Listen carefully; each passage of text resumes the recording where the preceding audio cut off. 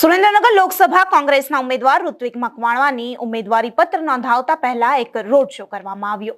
આ રોડ શોમાં સોમનાથના ધારાસભ્ય વિમલ ચુડાસમા, કોંગ્રેસ પ્રવક્તા મનીષ દોશી અને કોંગ્રેસના દિગ્ગજ નેતાઓ પણ જોડાયા હતા। ત્યારે રોડ શોમાં ભવ્ય જનમેદની જોઈ ઉમેદવાર ઋત્વિક મકવાણા પણ ભાવુક થયા અને તેમણે પોતાની પ્રતિક્રિયા પણ આપી। શું છે સમગ્ર મામલો તે જોઈએ આ વિડીયોમાં। નમસ્કાર, હું અમરીન અને તમે જોઈ રહ્યા છો નિર્ભય ન્યૂઝ।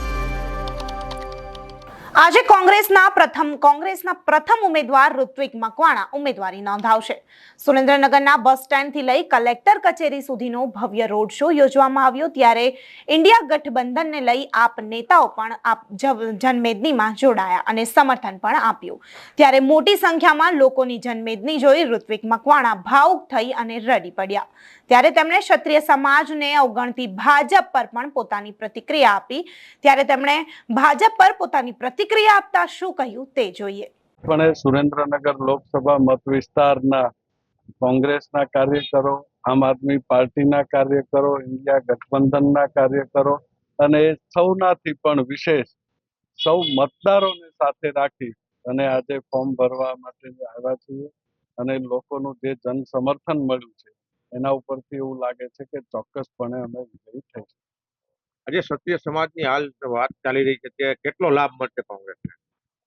ક્ષત્રિય સમાજની જે વાત ચાલી રહી છે એ એક તરફ દેખાડી રહ્યું છે કે ભારતીય જનતા પાર્ટી અત્યારે અહંકારના ઊંચા આસમાન ઉપર ઉડી રહી છે। સમાજ કોઈ પણ હોય, પાર્ટી કોઈ પણ હોય, કોઈ પણ નેતા હોય તો એને એક મર્યાદાની અંદર રહી અને વાત કરવી જોઈએ। કદાચ કોઈ આગેવાને પોતાની મર્યાદા છોડી છે તો પક્ષના મોવડી મંડળે પણ એના ઉપર ગંભીરતાથી વિચારવું જોઈએ।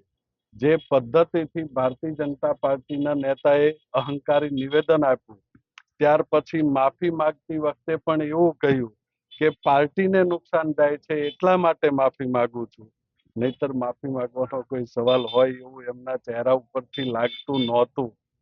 એટલે આ પ્રકારનું જે વર્તન છે અને આટલા દિવસો પછી પણ ભારતીય જનતા પાર્ટીએ એના સમર્થનમાં અથવા એના અહંકારમાં જે પદ્ધતિથી ક્ષત્રિય સમાજને આટલા દિવસ સુધી અનિર્ણાયક રાખ્યો છે તો એનો જવાબ ક્ષત્રિય સમાજ એના સંગઠનના આગેવાનો સાથે બેસીને વિચારશે। શું કરવું એ લોકો નિર્ણય કરી શકે, એ બાબતે એ લોકો શું કરશે એ બાબતે હું તો કહી શકું એમ।